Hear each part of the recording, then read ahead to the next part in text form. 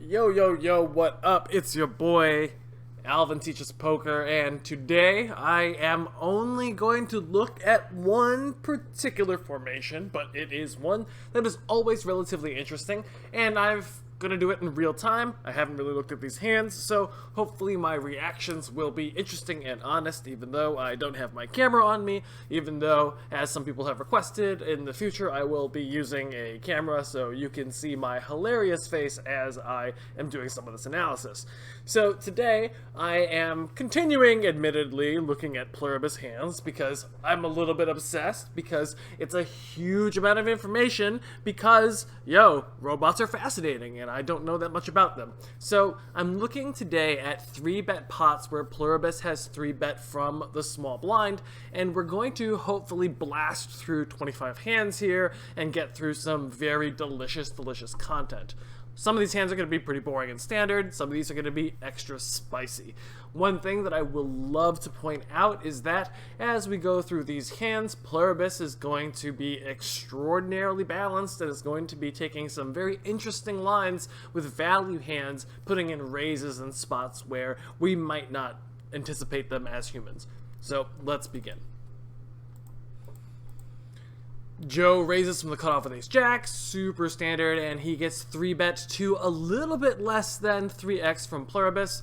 Pluribus sometimes goes 4x, a little bit closer to 5x. I've seen Pluribus go closer to like 575 here, so Pluribus definitely can 3-bet small and then overbet the pot in some spots, has definitely some weird things going on here, which is going to be really confusing if you've never seen them. Obviously, against the small sizing, ace-jack is going to be a defense. Pluribus checks. Joe seems to have a lot of equity here, and I can imagine that he'll check back here. Yay. This is not a terrible spot to put in a bet. Obviously, you would much prefer to do so if you had a spade, but this can be a spot where you also can check call, check fold. There's probably a lot of things that you can do here in Pluribus' shoes, and it starts with a check, and because the in-position player has ace-jack, no real reason to bet here, and Pluribus now is just going to check down, thinking that the king high is going to be good, but obviously is going to lose. So this is probably a pretty standard hand.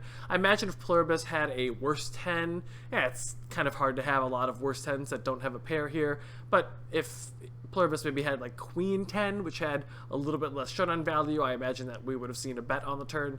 Or if Pluribus had the 10 of spades or the king of spades, we probably would have seen a bet on the turn as well. Pretty standard hand. Mr. Blue opens and Pluribus makes it a little bit closer to 4x here. Mr. White folds. And in position with a suited 2-gapper, obviously this is going to be a defense. Pluribus starts with a check. Very often, if you're going to be using any kind of mixed strategy on an ace-high flop, you're going to want to have a kind of a mixed strategy with a lot of your middle-ish draws like this. But very often, after you 3-bet in the small blind and the button continues, ace-x flops are not really going to get folded that often. If he's got a pair, he's going to continue. If he's got a 3 or 4, he's going to continue. And he's going to be pretty ace-heavy. So Pluribus checks, and the in-position player checks. I would also say that this is a spot where Pluribus can probably bet a quarter or a third and play kind of a simplified style, even though obviously a computer would never do that. But if you were in Pluribus' shoes, if you bet 600 on the flop, I definitely wouldn't blame you, and I think that would be totally fine.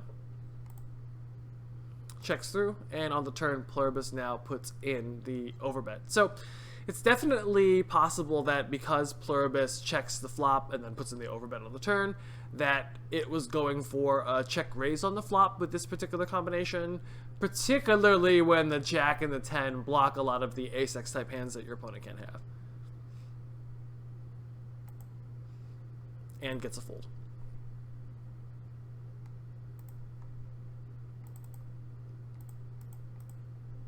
Pocket 8s raises.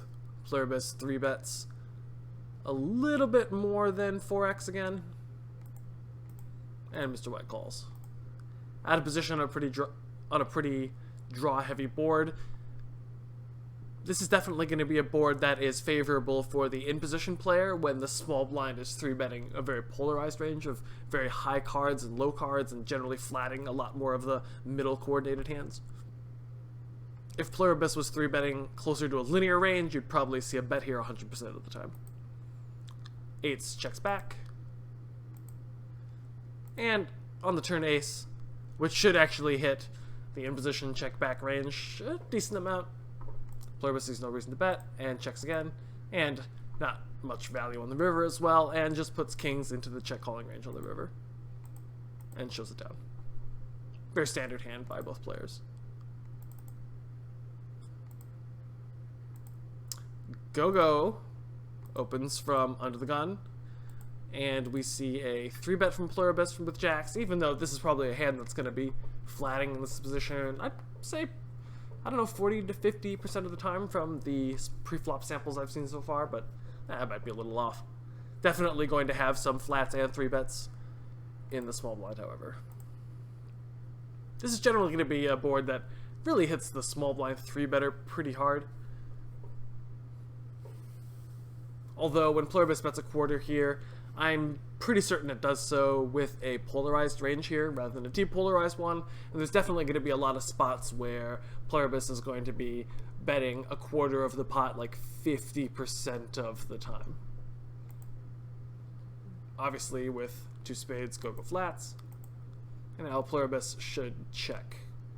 This is a pretty standard line with kind of a middle pair type hand. You bet small on the flop and then you check call the turn and kind of play poker on the river. Usually gonna like check call check fold this hand.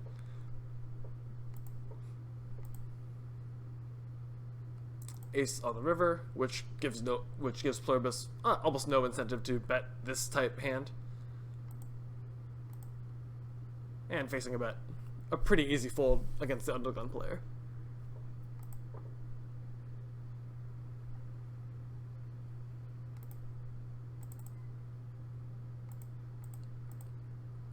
Mr. Pink opens, Pluribus 3-bets to 6x this time from the small blind.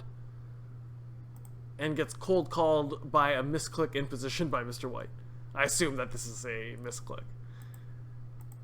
Pluribus starts with a check, and Mr. White checks back because I certainly imagine he considers himself at the bottom of his range here.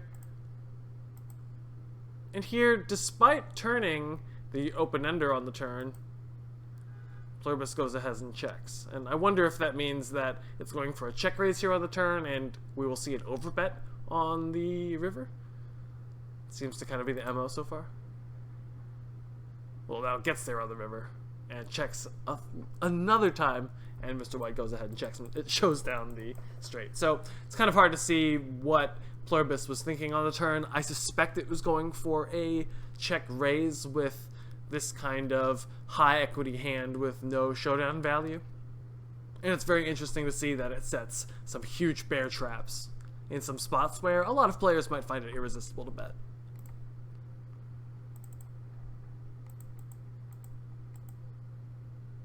So Bill opens to almost 3x. Pluribus makes it a little bit more than 3x out of position and gets flatted. This is a board that I think really favors the small blind 3-better if he's 3-betting a polarized range, and I suspect that Pluribus is going to bet $600 here, or $575, $589, whatever a quarter is, and gets flatted. This is kind of an interesting turn because on one hand, when you bet so small on the flop, it's unlikely that your opponent has too many ace-x's, especially when you have a queen and a jack, which block a lot of your opponents like ace, queen, queen, jack type hands. And now when you turn this to pair, I mean, I'm actually kind of unsure what to do with this hand. I imagine that it can be both a check call or a bet on the turn. Although if you check call this on the turn, it's on the river, it's probably a hand that is going to play better as a check raise rather than a check call on the river. Pluribus goes ahead and bets very small again, which I think is really interesting. Just goes ahead and bets a quarter. So I'm kind of curious to see what are the conditions that makes Pluribus want to bet a quarter here. So things to investigate in my own kind of research. But obviously, with pocket nines, there's nothing you can do to win against this range here. I imagine Pluribus is probably going to check the river very often and try to play poker. With two spades, this might be a spot where if the river comes a heart, Pluribus might check fold a lot, but if the river is a blank, then Pluribus might check call against certain bet sizes.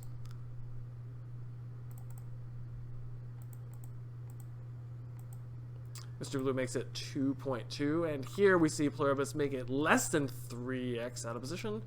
So in a no-rake game, not that much incentive to size up and blow your opponent out of the pot, and so we see Pluribus going for a bevy of sizes which are disregard rake. So this is a strategy that is kind of interesting for this particular game, but it's not actually that useful in a small stakes or even a high stakes game where you do have to worry about rake. Obviously, a suited ace in position is going to be a defense. And on this very, very middle-ish coordinated flop, I bet Pluribus's polarized small blind 3-betting strategy is going to be checking this flop the majority of the time, and here goes for the big bear trap. Ace-3 checks in position. Woo! Spicy. Pluribus checks again on the turn, and Mr. Blue checks again on the river. And Pluribus once again checks and loses the absolute minimum, which is pretty amazing here. So if I were in Pluribus's shoes here, I would probably bet 50 or 500 on the flop. I mean, I guess it really depends on what level of rake that I'm playing. If I was playing in a small stakes game, this might be a spot where I would just close my eyes and always bet 500. If I was playing in a higher stakes game here, I might kind of polarize here. Yeah, there's a ton of strategies that you can take depending on what you think that your opponent is anticipating, and all of them are going to be pretty close in equilibria. After it checks through, checking again. Yeah, I mean, I guess you have to always have a defended check calling down range here, so I imagine ace-jack is going to be too strong of a hand to want to put in your check call defense range here, even though it's probably not terrible. So I imagine like some lower flushes, some nut flush, and then some sets or two-pair hands are going to be mixed into this check calling down range. So I anticipate that if Pluribus checks here and then Mr. Blue bombs turn, bombs river, Pluribus is just going to call down. I guess when the board has the king of clubs and the queen of clubs, it's really hard to bet when you have the nut flush here, so I definitely can understand checking back. However, this is a spot where if the clubs were lower, you would want to almost always bet here. So for example, if the turn was the 2 of clubs instead, you would almost always want to bet here, because then you're going to unblock a lot of your opponent's hands that are going to want to call down here. However, in this spot, even when your opponent has the jack of clubs, it's going to be pretty gross for him to try to bluff catch against you.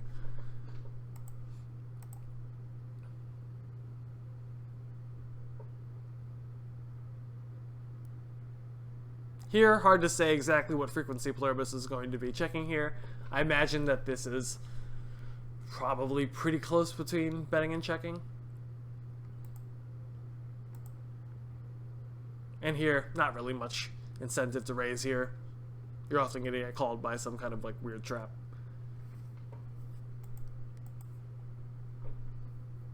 So, very interesting hand.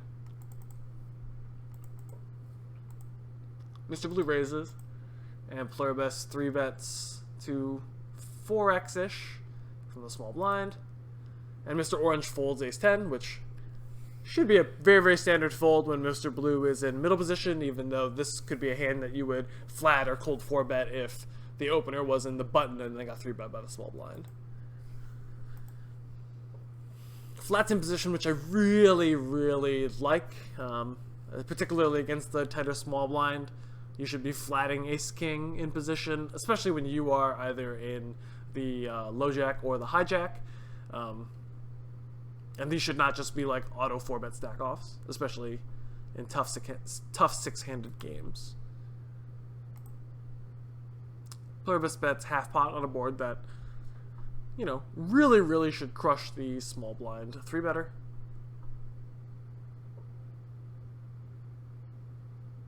Especially when Pluribus has pretty good blockers to the other aces. Right, he blocks ace king, ace jack. Although even better here would be having king queen.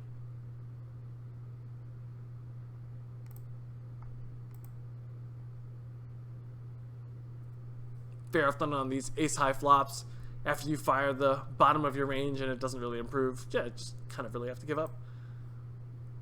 I think if the turn was a queen or a 10, we might see some more action from Pluribus. But not that much more incentive to continue here. And Mr. Blue's bet in position is very standard here. He could probably also bet 1,500 if he wants to have some kind of like balanced lower sizing range. But there's no real reason for him to ever want to size up here, right?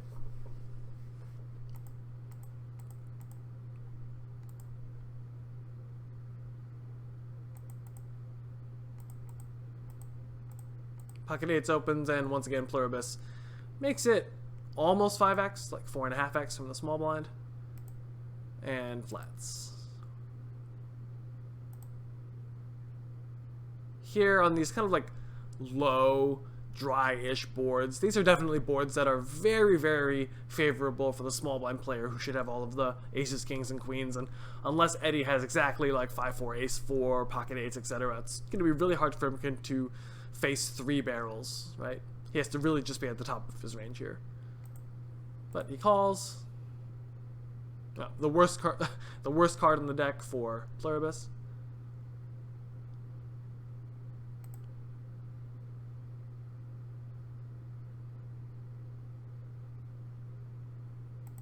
And then we see Eddie, aka Linus, check behind. And unfortunately, doesn't really induce any action here. And here we see that Eddie goes for this double overbet size, really trying to target any possible slow play, aces, kings, queens, jack, tens, 8-9, 10-9, all of these hands which are gonna find calling down here pretty irresistible. Especially given this awkward-ass line. Where, what can Eddie really have here? Is he representing kind of like slow-played aces and kings from pre-flop? Right? What hand really wants to put it in here? Exactly 9s or 8s? Quad 4s, which is really hard to have, both as the under-the-gun opener and as the under-the-gun 3-bet caller.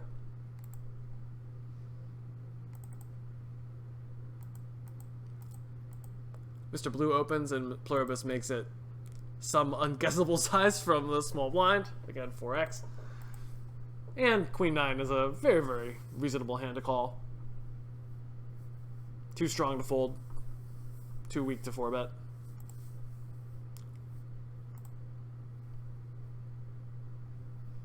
Here on these kind of ace-x boards, again, generally going to polarize pre-flop and then polarize post-flop. And so we get a double check. Here on the turn, Pluribus can bet, that's probably going to be fine. It can check, call, that's going to probably be fine. Check raising is probably not horrible some percentage of the time as well, but it goes with this check, and checks back again. Very standard. And here, you can probably expect any bet size between 1,000 and 4,000, I imagine. Goes for about 1,000, which is going to be called down. So, this is a pretty standard hand. But definitely shows that Pluribus is capable of polarizing both post and pre, which makes hand reading against it a little bit more difficult, especially when it is playing extraordinarily balanced. It's definitely gross when you call a half pot size bet on the river there and your opponent's like, 2 pair? Gotcha.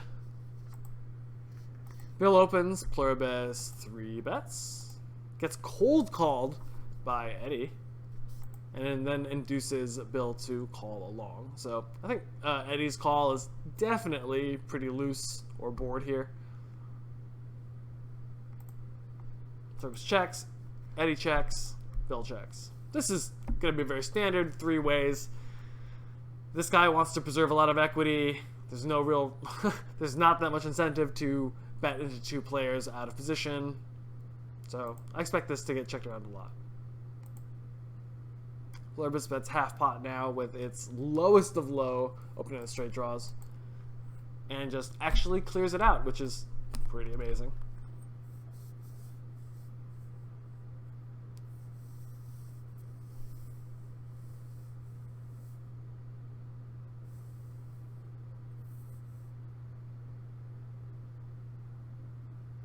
This is a spot where if Pluribus is slightly uncapped by checking a lot of strong hands out of position to both players, for example, if Pluribus can check 10s, aces, ace 10 here, then he definitely can have a pretty strong leading range on the turn here. So if that is the case, then leading 7-8 is definitely going to be very good. Again, really important not to think about, oh, is 7-8 a hand that I should lead here? You have to be thinking, oh, is my range protected by having enough strong hands that checked on the flop in order to justify being able to lead on this turn?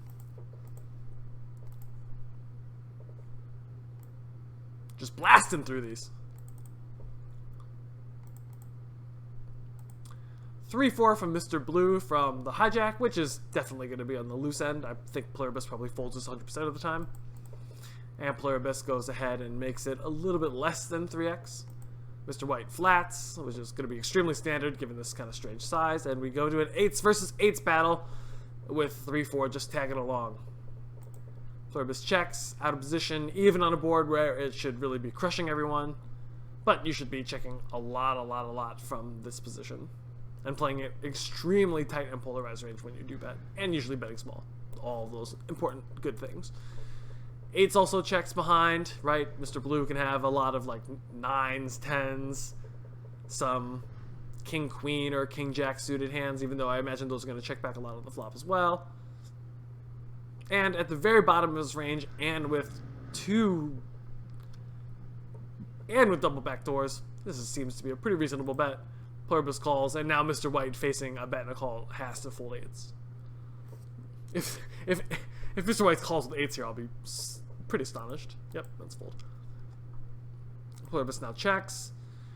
From Mr. Blue's shoes, I can definitely see this being either a bet or a check.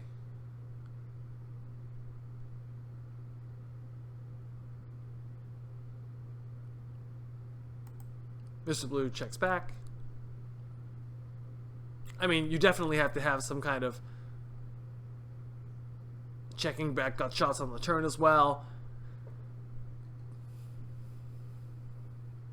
I guess Jack 10 is probably going to be a better hand to bet than 3-4 in terms of having blocker properties to an ace or a king. But here, when you're at the stone bottom, I, again, prefer a bet. Now, this is a hand. Now, I think that this is actually really spicy, is that because Pluribus is probably uncapped after the flop check, here after a check call on the flop and the turn goes check, Pluribus is now the uncapped player. Here with third pair at a 3-bet pot, there's just almost no showdown value, so I love that Pluribus actually puts in the overbet here with third pair. This is a hand that I talked about briefly in the Persuadio podcast, but it's just such a well-played hand, and I definitely am not thinking about when I should be turning my third pair type hands into bluffs enough in 3-bet pots, and this is definitely something that I'll be thinking about in my own play.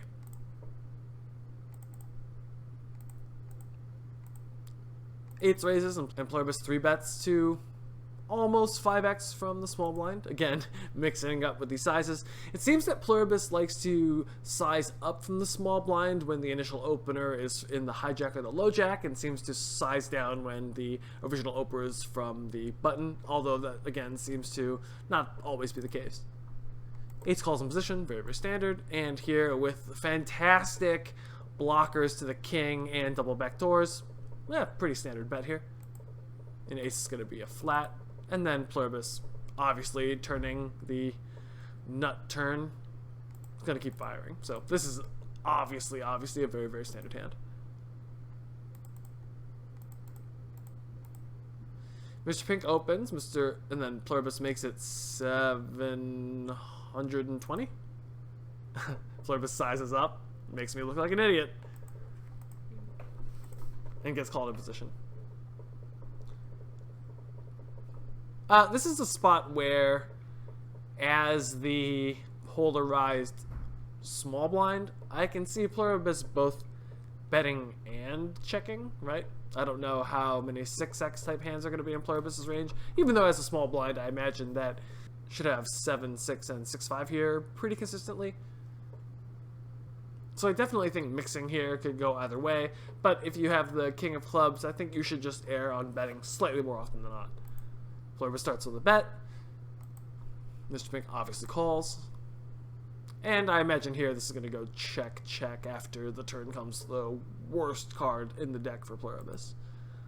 Pluribus keeps firing. Wow, going for that super, super thin value here. And, well, on a double paired board, there's nothing that a 7 high flush draw can do. I think this is a really interesting spot. I'd love to go and do some more simulations on this hand myself. And I'm curious if Pluribus is putting this hand in its bet line, its bet check call line, its bet check fold line. So definitely a lot of interesting lines to explore here. Mr. White opens, and we see Pluribus size up again a little bit against the hijack opener. And obviously with a suited Broadway hand, we're going to see a defense. Here with the gut shot, overcard, and backdoor green draw, Pluribus checks, and we see another check.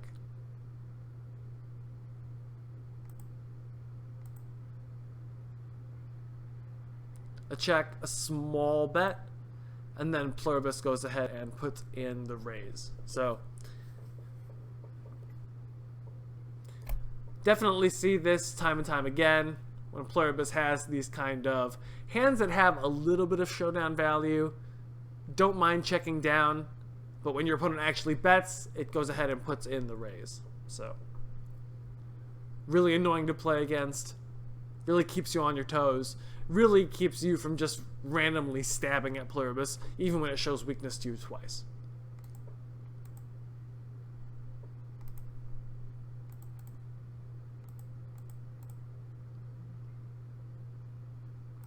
.2 open from Mr. Pink, slightly smaller raise from Pluribus, and a call.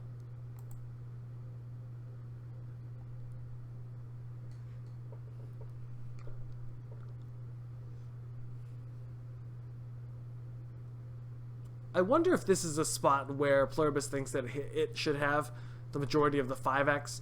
It should have a lot more 6-5 and 5-4 in its 3-betting range than Mr. Pink has in his raising than defending range.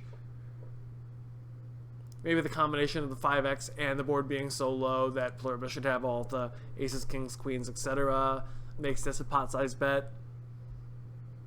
But this is definitely a spot where I would anticipate seeing a half pot size bet more often from Pluribus. In position with the ace of hearts, yeah, not the happiest call, but definitely going to be a call in position. And Pluribus gives up here. Makes a lot of sense. But it checks. And then Mr. Pink jams. So, still finds a fold there. Well, I mean, obviously you're gonna find a fold with Queen High here. I'm actually a little bit surprised that Mr. Pink jams when he gets to the river in this way. It seems like he's really jamming only to get Pluribus to fold Ace King or Ace Queen here. but he might just be high enough in his range that this is a showdownable type hand. It's pretty close.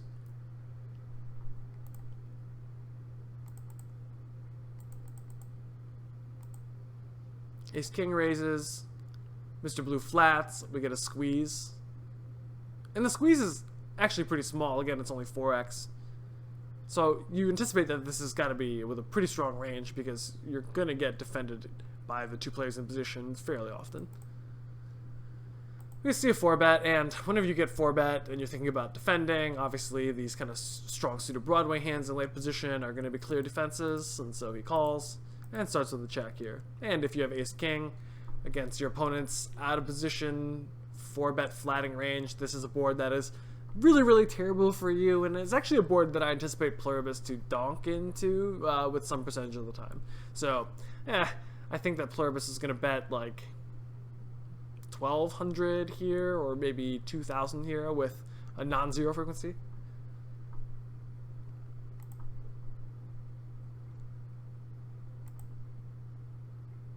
On the turn, Pluribus is just pretty much given up here.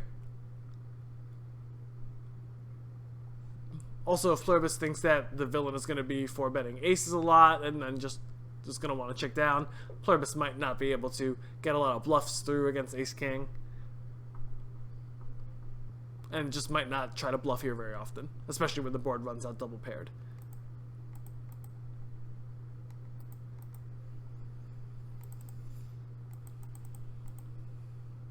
Mr. Blue raises the button, and Pluribus goes ahead and makes the small 3-bet again, which we are starting to predict somewhat often, and Mr. Blue goes ahead and spicy makes the 4-bet, which I do really like with this hand in position. I think that you should be going for this kind of merged value / bluff.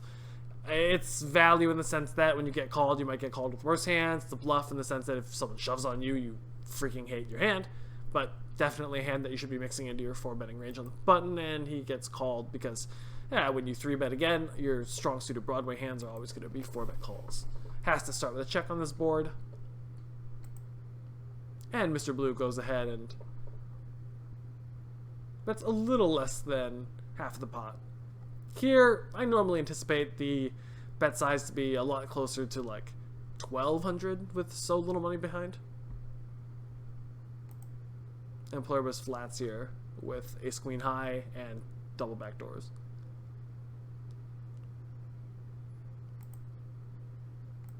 Checks.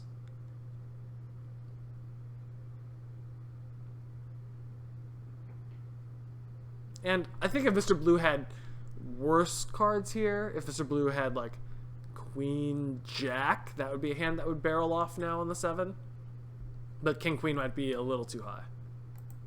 Goes checks.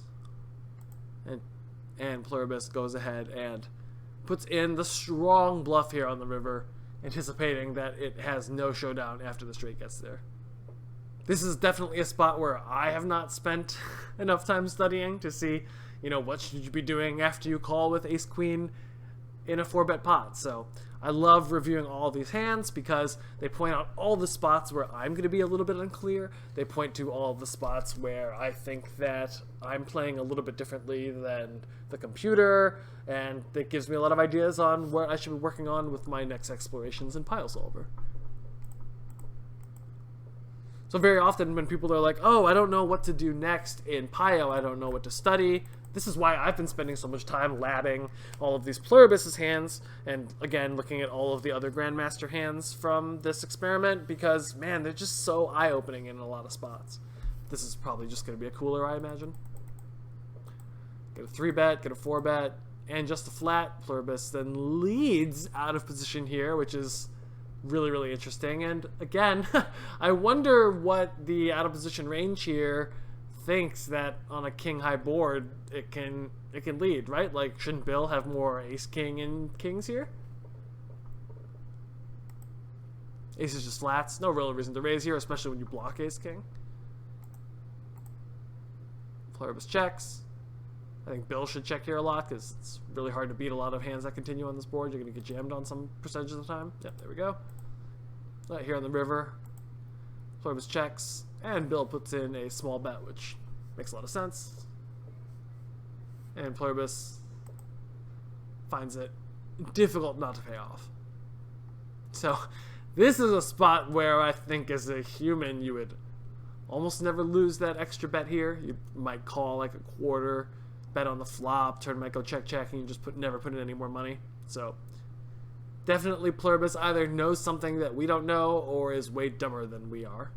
Hard to tell sometimes.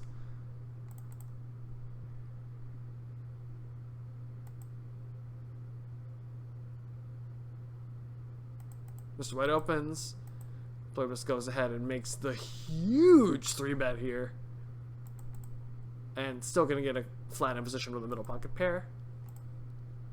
Definitely a board where you're going to want to start to put in a bet, having these double blockers to the queen and the double backdoor with the jack of green and 7s flats. And as you can imagine, very often with so little money behind, there's just not that much incentive to raise because it's just going to blow your opponent off a lot of his hands. So Pluribus checks here. I wonder if Pluribus is going for the check raise. That would be kind of spicy. Against the small size, no real reason to check raise because you can just kind of call and get there. Here checks and checks back on the 4 straight, even though I actually don't think that jamming here in Mr. White's shoes is that bad. I mean, you should be jamming some hands for value that are not a straight here, in my opinion, with only 1 pot size bet left behind. Here on the river, yeah, with 5,600 into 88, man, if you bet here, there's just not that many hands that Pluribus should be folding, right? He definitely needs to have a check calling range with hands that are not 8s, so I think Mr. White is possibly losing some value here.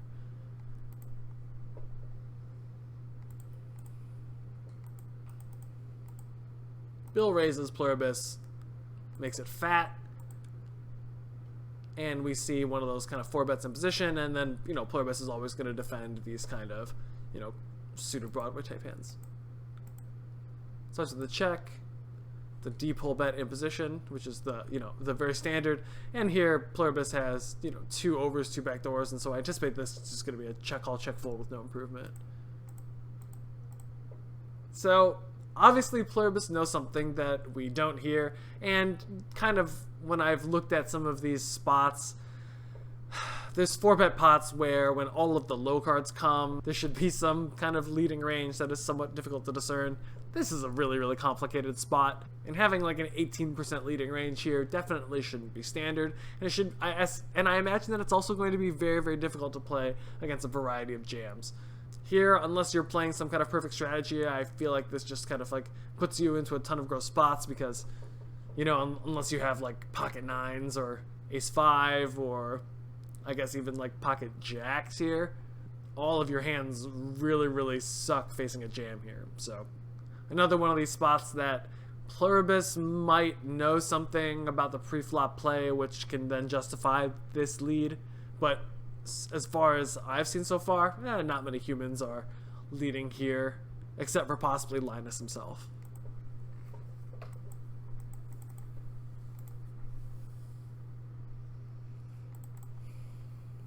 Only a couple more hands. These all have been really fun. Mr. Blonde opens, Pluribus squeezes, and we see a flat in position. And Mr. Orange is obviously going to call, now incentivized with everyone. Pluribus is going to start by checking, not range, but a very, very strong uncapped range from the small blind, but he's not checking 100% of hands here, I imagine. I bet he's probably betting like 10 to 12% of hands. That might just be completely out of my bum, but starts with the check, and when you have a pair like 5-6 in a 3-bet pot, not that much showdown value. Definitely need to bet to protect from a bajillion overcards on the turn, so I like this small bet in position. And here Pluribus flats with a powerful, very protected range here, which probably indicates that, again, on a lot of diamonds, kings, queens, just can't barrel off on Pluribus. It's going to always have it. And ace-king is a pretty easy fold here. Pluribus checks. This is a spot where, again, I imagine that Pluribus is going to have some kind of a leading range, but you know you have to split your hands between bets and checks here. Otherwise, you know, you're going to get exploited on different rivers.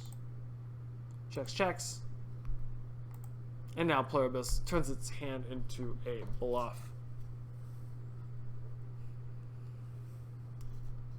Really like it here. Shouldn't actually have too many diamond types hands in its pre-flop 3-betting range that check calls the flop, so a lot of believable value hands to bet here. But Mr. Orange doesn't have enough value himself to call and is having none of it and puts in the shove, which I also really like. Pluribus should probably not have that many 8s in its 3-betting range, while the imposition player can have a lot of 8s in the flatting range, which can, you know, obviously check back the turn which obviously can check back trips on the turn with some frequency. So, really like this play by Mr. Orange.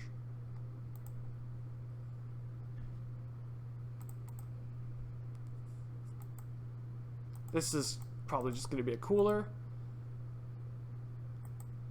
A 3-bet with jacks, a 4-bet, a flat, and the money kind of goes in.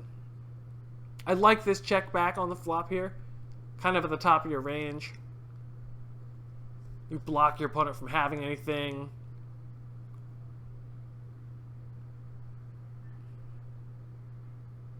And you want to be able to mix up checking back ace-king, so you can check back here and then bet turn bet river, or check back here and then call turn call river, and then be like, hey, ace-king. So your opponent's going to not be able to just randomly punk you after you check. So Pluribus now goes ahead and leads. Bill obviously has the world, so should call. And Pluribus jams, and, you know, Mr. Bill has set this trap by checking back to then call, so obviously never going to fold here, especially when you also have the ace of spades. So Pluribus is just coolers. Ace-king and a 4-bet pot, very, very standard. See a raise, Pluribus re-raises. And this is a really, really terrible flop. I can see Pluribus either betting like 1800 or near pot here, because I guess it doesn't really use these 2/3 pot size bets, or checking of, you know, a pretty wide range here. So I can see both here. Goes for the pot size bet in this case.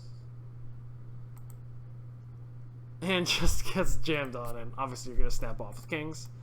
And so, kind of a wild jam. I think that, you know, this should be in your range some frequency of the time. But obviously not going to work against an opponent who has kings and then pots the flop.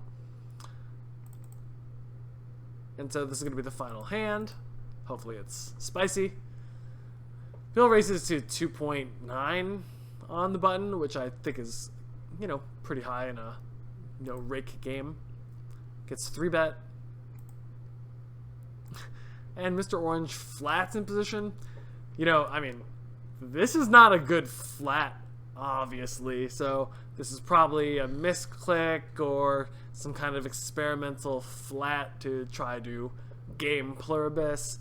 I know that there's some solve for why guys who like flat a little bit loosely and then, you know, turn their hands into a bluff by underrepresenting their, or pretending like they underrepresented their hand. But, you know, I don't think that any of that's going to work on a robot. These kind of like medium connected boards are going to be probably pretty good for Mr. Orange. And so I anticipate there to be a, you know, a pretty hefty mixing strategy with Queen 10 here.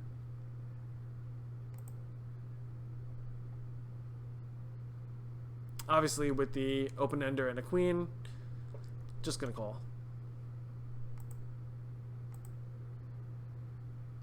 Here on the turn, Pluribus checks. Mr. Orange bets real small, and Pluribus calls. This is a spot where jamming is not terrible some percentage of the time, especially with no club.